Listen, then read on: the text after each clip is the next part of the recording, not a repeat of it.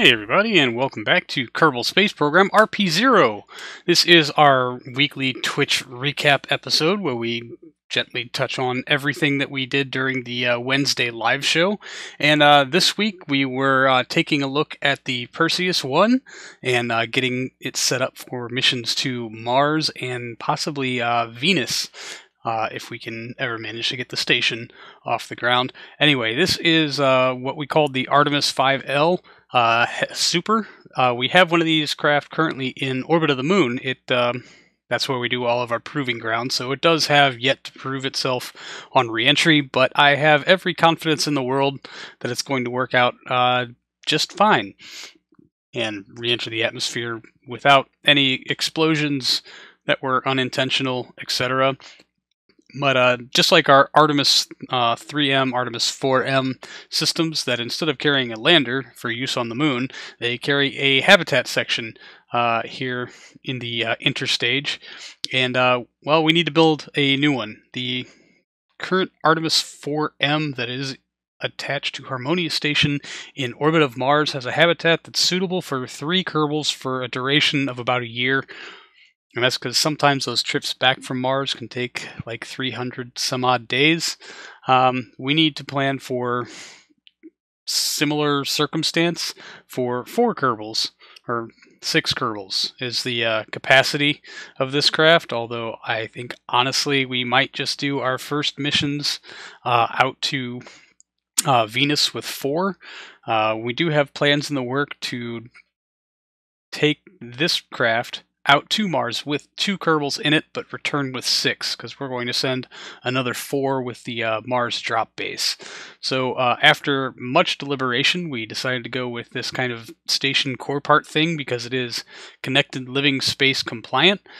And 2 of these 3 Kerbal pod things, they each hold 3 Kerbals. We figured they just need like an exercise room and a place to Velcro their sleeping bags to the wall.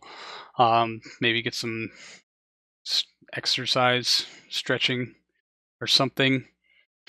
Right. But we figured we'd give them a little extra space with 2 inflatable habitats on either end. That does kind of up their available living space, maybe give them some privacy. At least 4 Kerbals could be in their own room, with a 5th maybe in the command pod. And then there is that other crew carrier below the command pod, so everyone technically could be in a different room in the spacecraft, which is absolutely essential when you're going to be stuck in such a small space for upwards of a year or 5. Anyway, so we need to build out its supply containers. Initially, this was my first thought, was just add 2 extensions, 1 on either side. We'll get life support in most of them, and then add lateral tanks to them also for extra aerosine and nitrogen tetroxide, because, well, we're going to need the extra fuel. Perseus on its own has something like 3,508 meters per second, unburdened. That's going to go down by a little more than a kilometer per second when it's hauling a fully equipped habitat. So we need to carry about a kilometer per second worth of fuel in that mass figure also, to kind of make up for the difference and make sure that we have enough for this craft to push itself from either Mars or Venus orbit on back to Earth and make the necessary mid-flight adjustments as needed. Now, I did get some really good suggestions from the chat, and I did also want to show off that we have the new HG3 upgrades, the HG3A, which has 5 ignitions instead of 3. Mass is a little higher to accommodate for that, but all other factors, thrust, ISP, are exactly the same. But we finally got them unlocked. We have actually researched some nodes since our windfall of money recently, dumped a whole lot of points into R&D and a whole lot of points into build rates, so we build stuff quite a bit faster and research things quicker, which is great because we had like a 40-year backlog, and now it's probably only a 30-year backlog.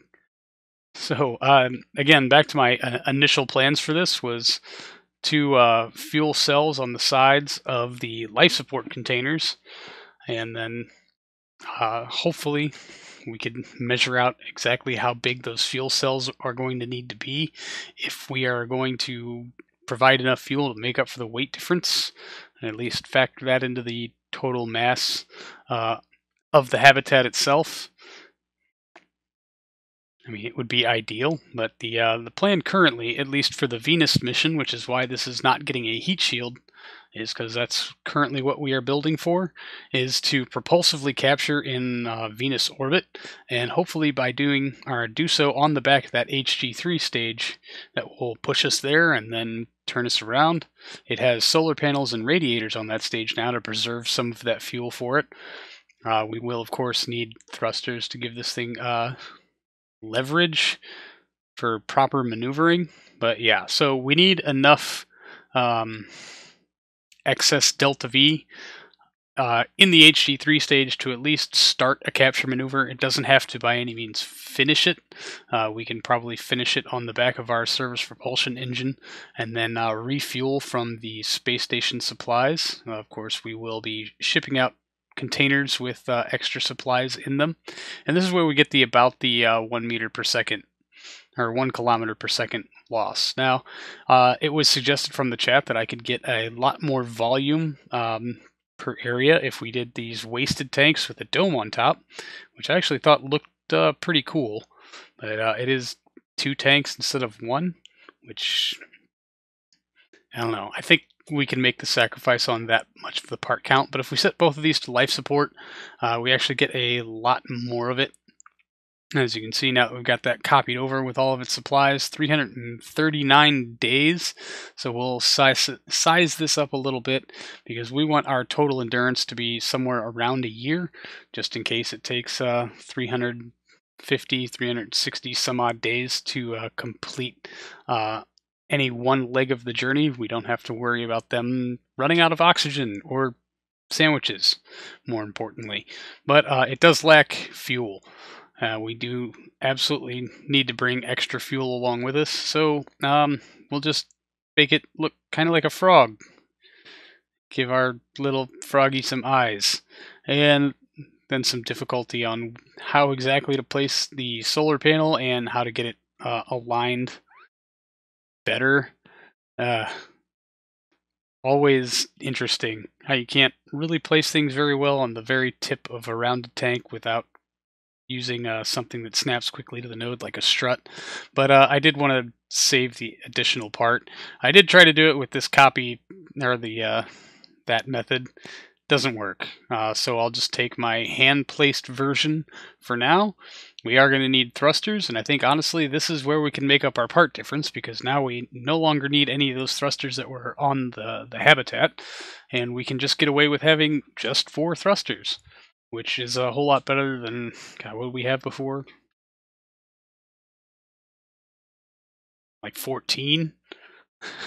So we'll make sure they are configured for the correct fuel, and then we will just duplicate the 1 tank we already have, make sure we copy it over facing the correct direction, and it looks pretty good. But we are going to need an extender if we're going to keep it clear of the fairing. Now we got plenty of room under the spacecraft to make this thing fit. It's just it has to stand up and away far enough. Now, I think we did actually have docking extenders at the Venus station. I know that we will have some at Harmonia station by the time our next flight goes out to Mars. But again, chat came through for me and made a much, much better suggestion. Just put a crew tube on there. Or not really a crew tube, a pressurized tank that can act as its own docking extender, and also gives us a much better place for which to mount the solar panels, getting them away from that awkward square in the middle of the frog's head kind of thing, so that when we are not attached to our HG3 stage, those can be deployed very easily and keep things very much clear of absolutely everything else. Unfortunately, this design is absolutely not going to work for a Mars mission, although we will probably just go back and revisit our old design on the Artemis 4 and maybe expand on it just a little bit. I think we actually have way too much ablator on the head of that thing, so that we can probably save a couple of tons by scrapping down that ablator to the absolute minimum level that we need to successfully aero capture at Mars, which is weird because it never actually successfully aero captured. It braked, it aero braked, and then it turned around and used its engine to finish the orbital circularization, and then did a whole lot of aero braking passes after that to bring its orbit down to a point where it could actually dock with Harmonia Station. A quick complaint about the new textures that I made being mirrored, and then we'll just settle on the Chaka White textures for the life support, Chaka Black for the fuel, which has been kind of a standard easily identifiable method that I'm using to recognize fuel tanks. And of course I have to do them all independently because they won't copy over across this hub part, which seems odd, but I guess I understand why it is that way. It's so that you don't make completely symmetrical space stations, because God forbid. Alright, quick changes to the fairing, quick double check of all of our staging, just to make sure everything in here looks good. And then we're going to save this, detach the DN6 launch stage, and then just run a simulation with our HG3 upper stage, the B upper stage, our habitat, and of course the Perseus herself, just to kind of make sure all the technicalities are right. Fairing looks weird, we'll probably have to size that up. But anyway, I'm going to turn you over to Old Me live during the show. Alright, what do we got for staging? Okay, first off, space missiles.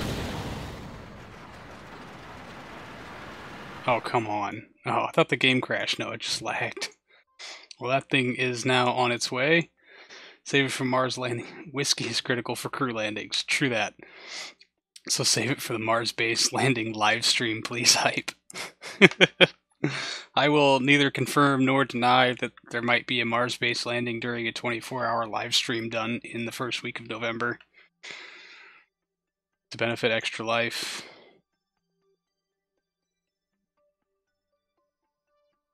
No rumors, please. Alright, test 1. Can it, in this configuration, power itself?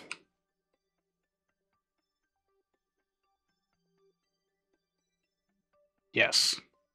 Very easily, in fact. So let's turn on the radiators.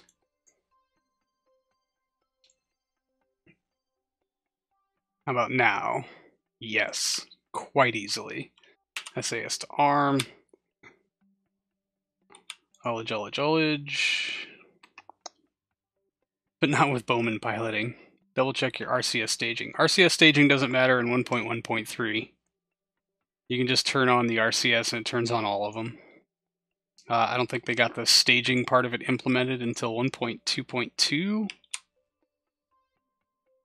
Alright, so I want to check this theory real quick. Activate engine. So this should mean that our gimbal on this engine does not work, since I did it through the right-click menu. This is what was told to me in the comments, so I'll turn RCS off. And yeah, we're going nowhere. And to retrograde. Good job. Point in the right direction. How do you know what the right direction is? I don't know where I'm going. Yeah, very lucky that we did not deorbit there. I'll be real. Alright, so now if I create...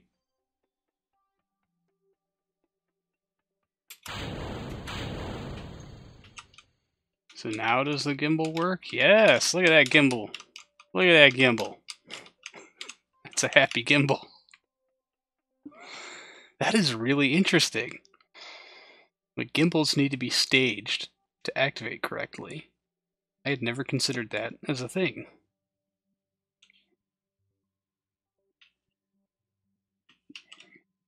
And while we're here and turning to a prograde vector, let's just check. Definitely not at the asteroids that are coming towards Earth and going to bring us all certain doom. Set as target. Mech Jeb. Maneuver planner. Come on, KSP.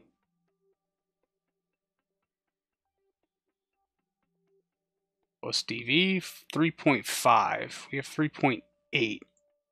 It's not bad.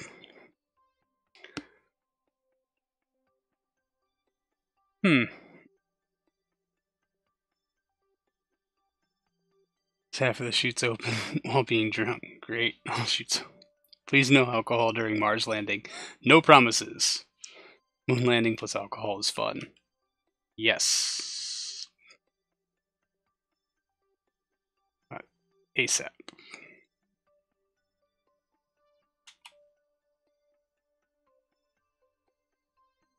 Come on.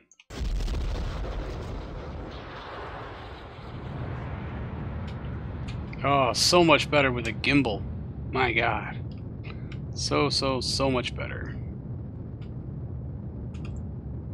Node. Yeah, it's because we're moving, so it's that node's not going to do anything. That node doesn't even get us anywhere. Whatever. I didn't need it to begin with. Goodbye. Thank you.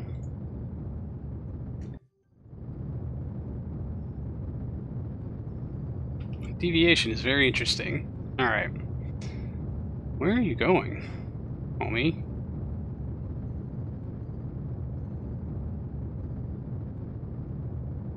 Alright.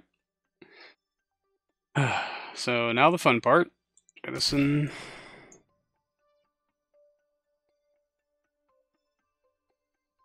Jettison. Jettison. Control from here. Jettison.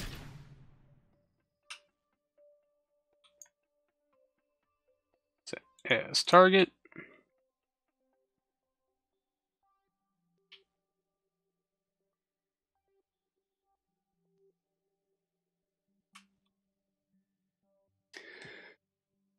Good thing that you don't use ethanol as rocket fuel, otherwise find yourself stranded on a planet without fuel.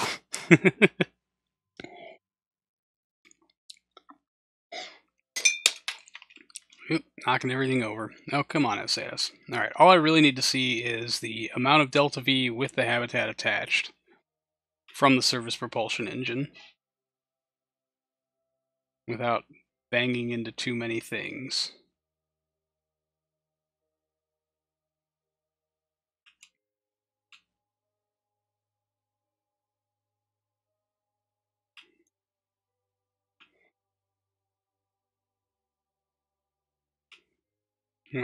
Are you? Oh, you're still set. Still fighting with me trying to get to prograde.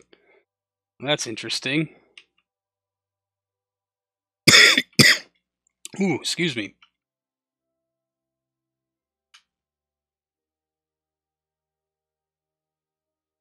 And yeah, we're moving away.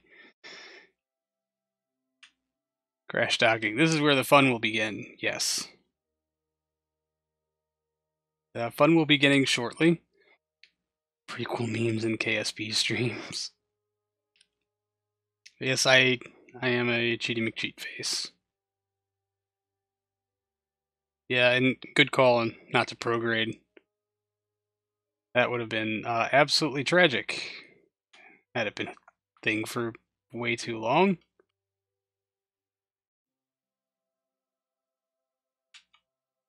And a little bit of rotation-ease. No big deal.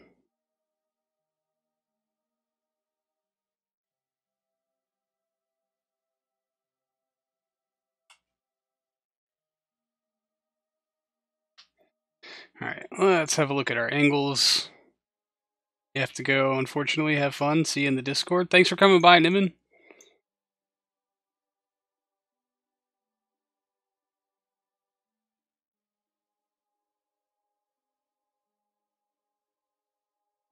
Possibly.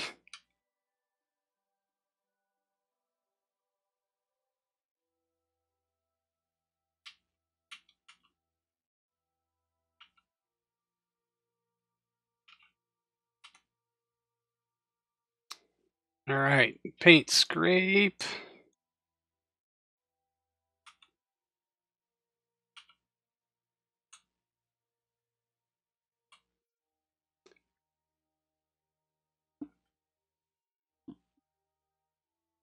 Alright, where's the thunderous applause? Seriously. Is that not just the... Come on. Can I get some credit for that? Have you ever seen me do a faster docking?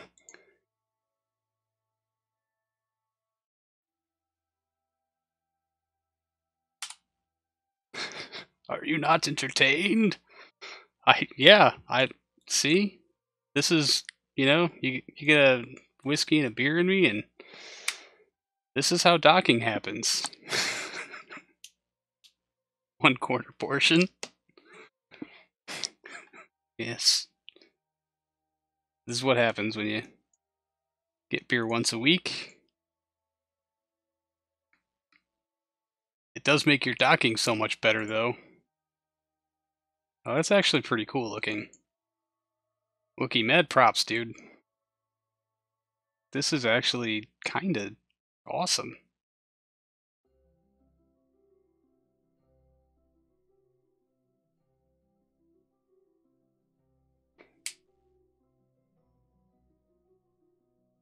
Now there's sequel trilogy memes.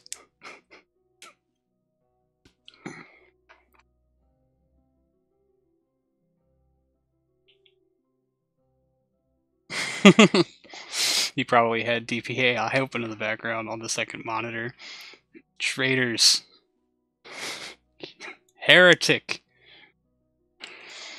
Oh, 2,500 meters per second. Wow, that's not good.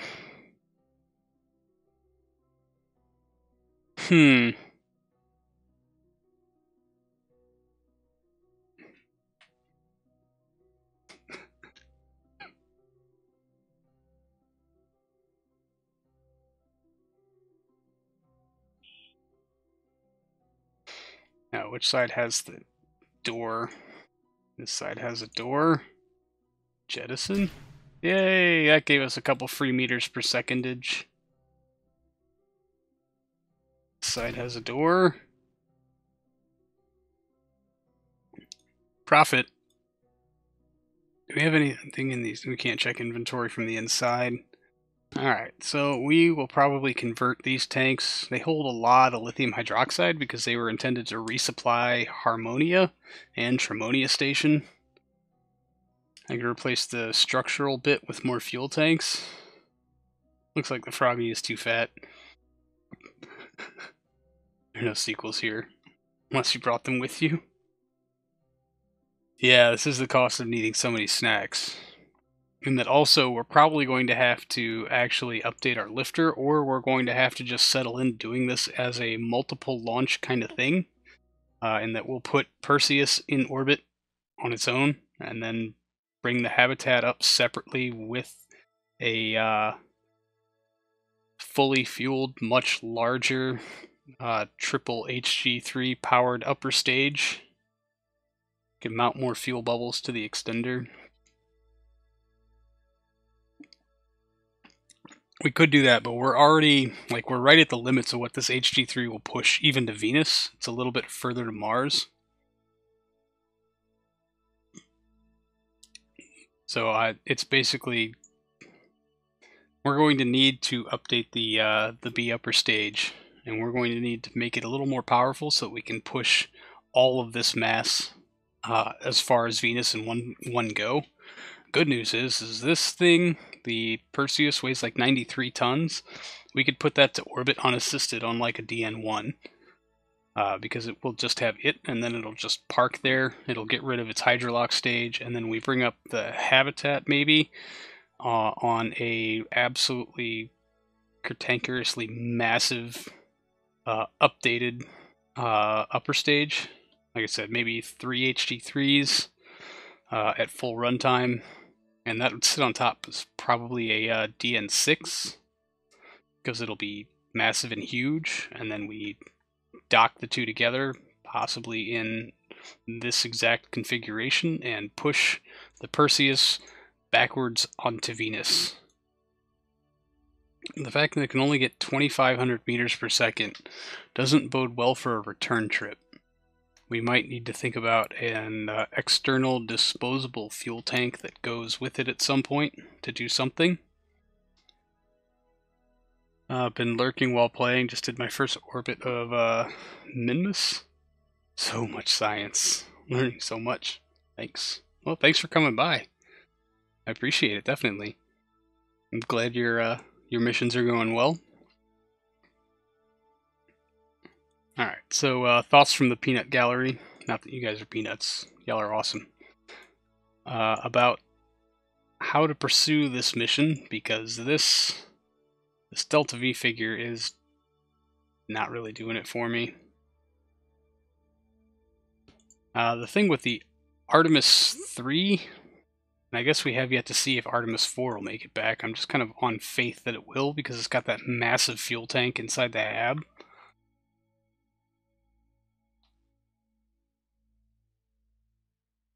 And with all that fully fueled, I'm just kind of course it'll make it back. I never tested for it. I guess maybe that's why I'm so paranoid about this. Power draw. Yeah, 145 lithium hydroxide. We do not need that. Electric charge, topped off and staying full. That crew tube will hold stuff. It's got lots of usable space. Oh. Okay, we can put some fuel in there. For certain.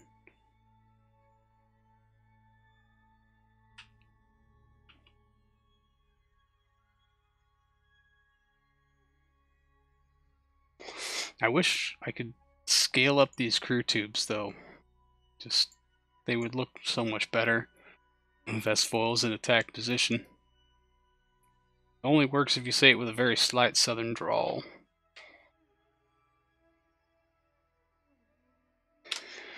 Alright, let's revert to the VAB. We've got a few other things we need to touch up, so food for thought. Back now in the VAB. It turns out this thing's going to need a lot more work than just restructuring the hab. I guess Perseus was kind of pushing the limits of what we could haul around with this launch vehicle anyway, so it looks like the improvements might extend out to the entirety of the spacecraft itself.